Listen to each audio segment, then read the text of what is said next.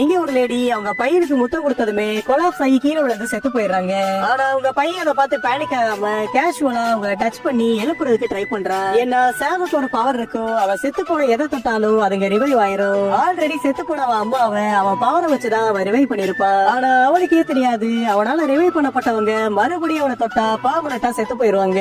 அவன் அம்மா இறந்ததுக்கு அப்புறம் தான் அந்த விஷயமே அவனுக்கு தெரியுது. அதுக்கப்புறமா தனிமையிலே வளர்ந்ததும் ஒரு பை மேக்கரா மாறுறான். அவன் பவர்ஸ் வச்சு அணுகி போன பழங்களுக்கு உயிர் கொடுத்து அதை வச்சு பைச உருவாக்குறான். அப்போ ஒரு நாள் அவன் குப்பையை போட போறப்ப ஒரு கிரிமினல் கீழே விழுந்து செத்து போய் அவன் மேல பட்டதுமே ரிவைவ் ஆயிடுறான். உடனே எதுவுமே புரியாம இருந்து ஓட பாக்குறான். அப்ப சாம் அவனோட சீக்கிரட் வெளியில வந்துருந்து அவனை மறுபடியும் டச் பண்ணிடுறான். ஆனா இது எல்லாத்தையும் அந்த கிரிமினலை துரத்திட்டு வந்த போலீஸ்காரர் பாத்துறாரு. அதை பார்த்ததுமே அவருக்கு ஒரு ஐடியா வருது. சாமோட பவர்ஸ் வச்சு குற்றவாளியை பிடிக்கலான்னு முடிவு பண்றாரு. அதுக்காக அவங்க சாமோட பவர்ஸ் வச்சு டெட் பாடிஸ் எழுப்பி உண்மையில் தெரிஞ்சதுமே மறுபடியும் அவங்க பழைய மாதிரி மாத்திடுறாங்க.